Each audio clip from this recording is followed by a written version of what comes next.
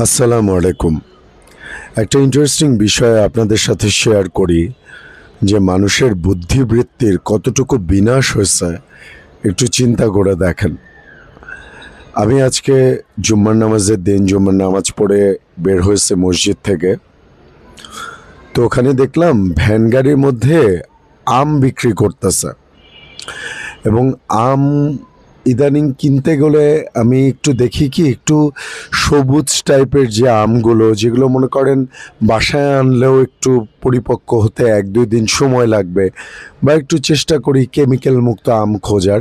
তো ভ্যান গাড়ির মধ্যে যে আমগুলো ওগুলো দেখেই মানে বোঝা যাচ্ছিল যে একদম হলুদ হলুদ হয়ে আছে।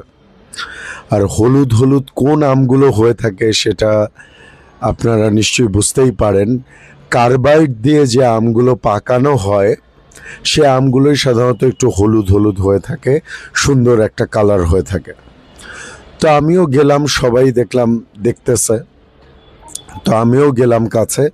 তো আমি গিয়ে বললাম যে এই আমগুলোর তো রং এরকম, কালার এরকম, আল্লাহই জানে এটা কি কার্বাইড দিয়ে পাকানো নাকি না কি অবস্থা। তো পাশে থেকে যিনি কাস্টমার, এটা কিন্তু যিনি বিক্রি করতেছেন উনিও আমাকে বলেন নাই, যে কাস্টমার সে কাস্টমার আমাকে বলতেছে, বলে যে ভাই এগুলা আমরা জানি, এগুলা আমরা যাইনেই খাই। আশ্চর্য! চিন্তা করেন কোন দেশে বসবাস করি এবং মানুষের খাদ্যে ভেজাল খেতে খেতে, হ্যাঁ, দুর্নীতি করতে করতে, চুরিদারি করতে করতে, একে অন্যের হক মারতে মারতে, খাদ্যে ভেজাল খাইতে খাইতে মানুষের বুদ্ধিবৃত্তিক বিনাশের এমন অবস্থা, সে বুঝতেছে এই জিনিসটা, তারপর বলতেছে কিছু করার নাই ভাই, এটাই খাই। এটা যারা নেয় তারা বুঝেই নেয়। এই ছিল তার কথাবার্তা বলার টোন, এবং মানুষ নিচ্ছে। একটা মানুষের মধ্যেও এই সেন্সটা দেখলাম না যে আসলেই তো ভাই যে কথাটা বলছে এটা তো ঠিক, এটা তো আমাদের যাচাই বাছাই করে কেনা উচিত, বা যে বিক্রি করতেছে তাকে অ্যাটলিস্ট জিজ্ঞেস করা উচিত যে ভাই কোন জায়গার আম, বা এই আমের মধ্যে এই ধরনের কোনো কিছু আছে কিনা। কিছুই না, দেদারসে নিতেছে। আমি আরও উল্টা এই কথাটা বললাম, আমাকে বলল ভাই এরকমই, এভাবেই খায়, এটা যাইনেই খায় মানুষ। তো এটাকে কি আপনি বুদ্ধিবৃত্তিক বিনাশ বলবেন না? তো এইটাই আর কি।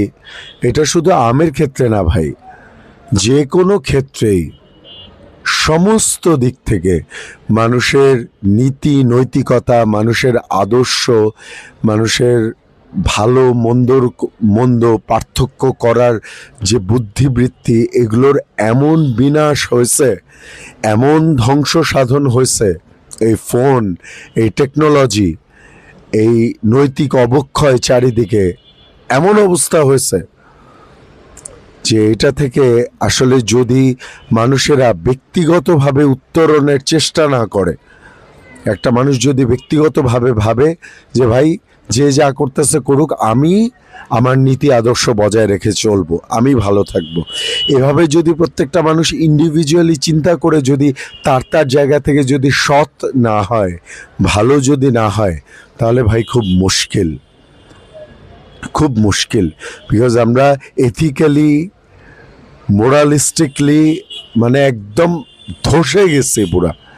এই জন্য আমি একটা কথা বলি যে বাংলাদেশ, আমাদের দেশটা কিন্তু সুন্দর ভাই, বাংলাদেশটা ভালো, দেশটা অনেক ভালো, দেশটা অনেক সুন্দর, কিন্তু এই দেশের মানুষ খারাপ, এই দেশের মানুষের চিন্তা ভাবনা খারাপ, এই দেশের মানুষের মেন্টালিটি খারাপ। এটা আমি বলবোই। আপনি অন্য যে কোনো দেশে যান, ওই দেশেও খারাপ আছে, কিন্তু বাংলাদেশের বর্তমানে মানুষের যে চিন্তা ভাবনা, যে মেন্টালিটি, যে চুরিদারি করার, যে দুর্নীতি করার, যে মানুষ একজন মানুষকে একদম কোপায় শেষ করে দেওয়া, শিশু ধর্ষণ, এইটা সেটা ওইটা, এগুলা যে পরিমাণে বাড়ছে, এগুলা যে কোনো অ্যাঙ্গেল থেকে আপনি বলতে পারেন বাংলাদেশের মানুষ বিশ্বের যে কোনো দেশের মানুষের চেয়ে অত্যন্ত পরিমাণে নিকৃষ্ট এবং খারাপ পর্যায়ে চলে গেছে। এটা থেকে উত্তরণের পথ আপনাকে আমাকে ব্যক্তিগতভাবে খুঁজে বের করতে হবে যে আমরা যেন ভালো হই। তাহলে বাংলাদেশটা অনেক সুন্দর আছে ভাই, বাংলাদেশের মানুষ খারাপ, আর এই খারাপ মানুষগুলোর জন্য দেশটা পচে যেতেছে। এটাই আমি একটা ছোট্ট উদাহরণ দিয়ে অনেক সামগ্রিকভাবে একটা বিষয় বোঝানোর চেষ্টা করলাম। সবাই দোয়া করবেন।